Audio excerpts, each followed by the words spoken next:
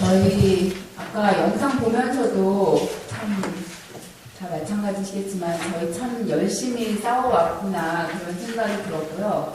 저런 영상은 몇 번을 봐도 100번, 100번 다 이렇게 막 울분이 솟고 그러더라고요. 저는 17대 2004년 현해자 원시부터 계속해서 부사관으로 일하고 있습니다. 그래서 17대 때 사회복지사업법을 개정하려고 우리가 얼마나 열심히 싸웠었던지 그런 기억들을 생생히 가지고 있고요.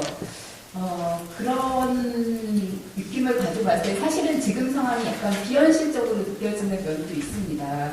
이게 정말 저희 처절하게 싸웠는데 그리고 정말 할 수 있는 거 다 해보면서 그렇게 상황이 처절한 만큼 그렇게 열심히 싸웠는데 그렇게 어렵던 일이 지금 이렇게 급박하게 논의가 된다는 상황 자체가 약간 비현실적이기도 하면서 참 관계가 무량하기도 하고 그렇습니다. 근데 이 상황에서 저는 저희들이 정신을 좀 잘 차려야 될 것 같아요.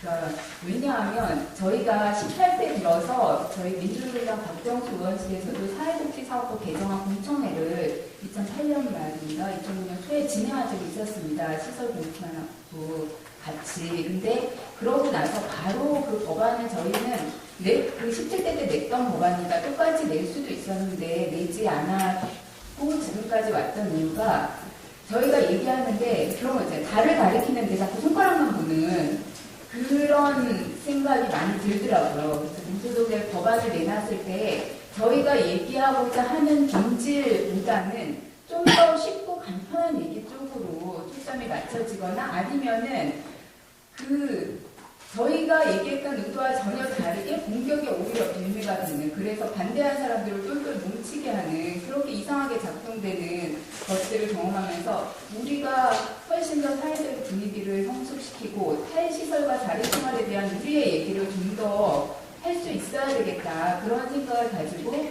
법안을 사실 발의하는 것 자체는 조금 더 이렇게 미뤄온 측면이 있었습니다. 근데 지금 이렇게 우리의 주체의 어떤 상황과는 좀 다르게 사회적으로 이런 얘기가 되는 상황 속에서 저희가 하고 싶은 얘기를 이렇게 관심이 집중됐을 때 정말 본질적인 얘기를 좀 더 해야 되겠다, 이런 생각이 들었습니다.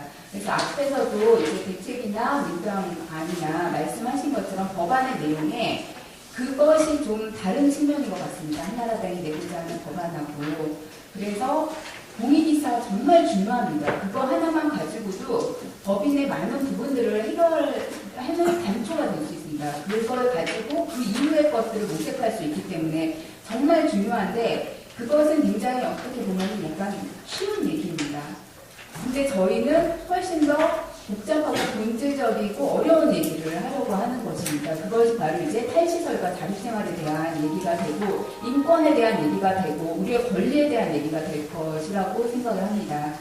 그래서 지금 본질에 있어서 가장 법안에서 담기가 어려우면서도 해야 되는 얘기가 그 얘기인데, 그거를 녹여내기 위해서 굉장히 노력을 했습니다. 탈시설에 대한 얘기는 사실 그게 지역사회에서 살아갈 수 있도록 지원해주는 시스템을 갖추고 지원을 강화하고 이렇게 하면 되는데, 이거는 우리 사회 복지 전체하고 상관이 되는 문제이기 때문에 쉽지가 않습니다. 그래서 그런 기본 이념이라던가 이 속에서 그 내용을 녹여내기 위해서 노력을 했고요. 그 다음에 지역사회 속에서 같이 살아가는 문제, 이것도 굉장히 어려운데요. 저희는 공익이사에 대해서 공익이사를 두자라는 내용은 다 동일한데 거기에 어떤 방식으로 둘 것인가에 있어서는 약간씩 차이가 있습니다. 그래서 이 진추 의원님 안에서는 그게 이제 보조금을 받는 법인으로 한정하면서 그 여러 단체들에서 추천해서 그 중에서 선정하는 것으로 들어가 있고, 지금 대책위와 민주당 박은수 의원님 안에서는 그게 시도지사가 추천하는 두 배수에서 선정하도록 되어 있는데, 저희는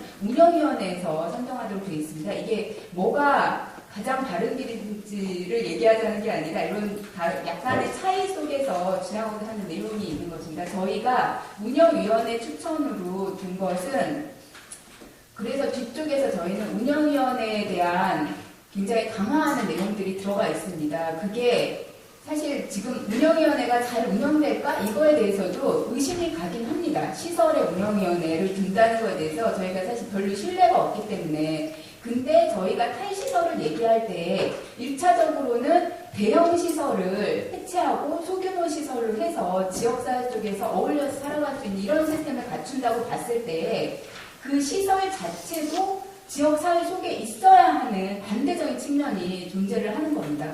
그러니까 시설 자체를 저희가 이제 사회복지사업법에서 우리가 보통 시설비를 얘기할 때에는 대형 시설과 이런 비리가 발생하는 시설들 위주로 얘기를 하게 되는데 사회복지사업법상의 시설은 굉장히 사실은 다양합니다. 그렇지 않은 시설들도 이 안에 어떤 거는 점자도서관 이런 것도 장애인복지법상의 시설이에요. 노인 요양시설, 노인 주거시설 이런 것도 들어가고 성폭력 상담소나 쉼터 같은 것도 다 사회복지 시설의 넓은 개념 속에서 들어가지거든요. 그래서 그것을 어떻게 우리가 지역사회 속에서 열린 그러니까 이용시설로서의 기능을 잘 지원하게 할 것인가 이 부분을 좀 더 고려를 한다고 한다면은 시설 자체가 그렇게 어울릴 수 있는 것도 우리가 좀 열어줘야 되지 않나 그런 저희 그 법안 쪽에서 그런 지향이 있습니다. 그래서 시설 운영위원회를 구성 요건을 굉장히 강화해 들어가면서 그 속에서 동일이사를 추천하도록 그러니까 어떻게 보면은 이사 추천 자체가 현실적인 것도 고려를 해야 되긴 하지만은 이것도 어떤 내려 뽑는 식은 좀 우리가 지향해야 되지 않나 이런 생각입니다. 그래서 운영위원회는 그 시설에 거주하는 사람, 시설 종사자, 시설에 거주하는 사람의 그 부모의 대표 뭐 이런 식으로 구성을 공익단체에서 추천한 자 이런 식으로 구성 요건을 완전히 마련을 해서 좀 그렇게 들어가는 것이 어떨까 하는 방안으로 공익이사를 좀 담아봤습니다. 그리고 저희가 얘기할 때 법안을 얘기하는 거는 사실 좀 재미가 없어요.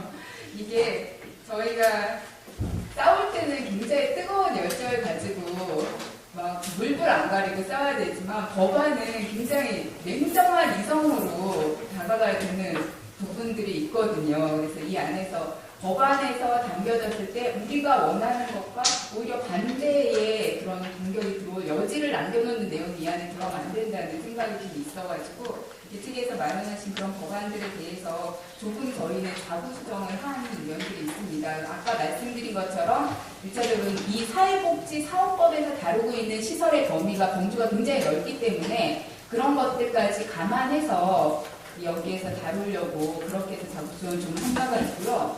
또 한 가지는 이거는 그 정학균 의원님이 대표 발의하시고 했던 장애인복지법이 지난 3월달에 통과가 된 내용들이 있습니다. 근데 이게 남의 의원님 법안이라도 그렇게 하는데 내용들이 많이 알려지지 않았더라고요. 근데 장애인 복지 시설에 대한 내용들을 상당 부분 개선한 내용들을 담고 있습니다. 이게 시행연도가 내년 3월이거든요. 그래서 이쪽에서 이미 이제 좀 많이 규정해 놓은 것들, 규정해 놓은 것들에 대해서는 사회복지 사업들에서 좀 구체적인 내용들이 빠지면서 근거 정도로 두고 가는 거 이렇게 조정한 내용들이 있습니다. 그래서 이거는 제가 법안의 내용을 구체적으로 다 말씀드리지는 않겠지만은 이쪽에서도 시설에 거주하는 사람들의 인권을 보호하기 위한 여러 가지 방안들이 들어가 있거든요. 그래서 그것까지 좀 같이 개정안을 보실 때 검토를 해서 반영이 되었으면 좋겠다는 생각이 있습니다. 그리고 짧게 저희 이 조금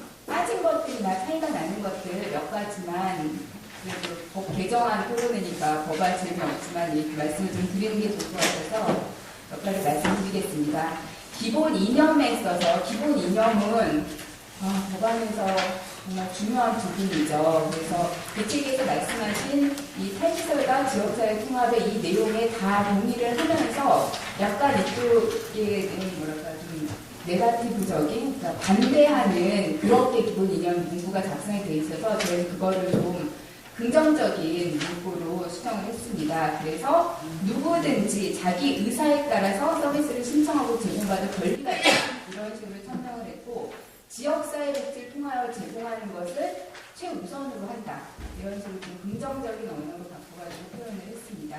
그리고 탈시설화를 위하여 노력할 책임에서 그 뒤쪽에서는 저희가 대형 시설이 현재 300인 이상을 로만 돼 있는데 그게 아까 말씀드린 장애인복지법에서 30인 이상으로 그렇게 바꿨거든요. 시설을 그렇게 앞으로는 30인 이상 짓지 못하도록 바꾸는 것들이 있습니다. 그래서 여기서는 일단 일정 규모 이상의 시설이라고 했는데 이게 왜냐하면 지금 현재 있는 대형 시설들에 대해서도 전환하는 정책을 가져가야 되니까 그래서 딱 규정하진 않고 그렇게 해서 소규모 시설을 일단 전환시키는 정책을 해놓고 이 내용에 대해서 시설과 법인이 협력해야 된다라는 것도 못을 박아놨습니다.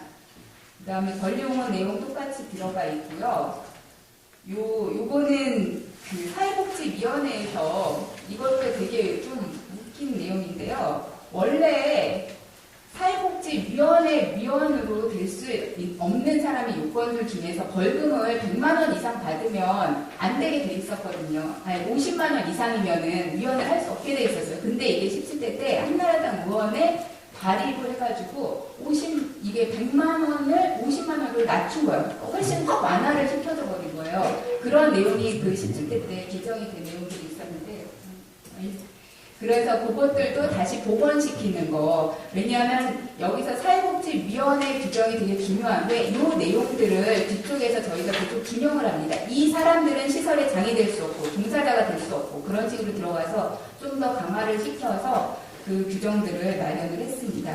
그리고 뭐 임원에 대한 규정이라던가 결격사유 규정이라던가 이런 것들은 다 비슷하게 들어가 있습니다. 그리고 자직생활에 장으로 전환하는 내용들에 대해서는 저희 법안에서 좀 많이 풍부하게 정리 못했는데요. 요거는 차후에 오늘 토론회 이후에 조금 더 안에서 논의해서 내용을 더 추가할 수 있을지를 검토를 하도록 하겠습니다.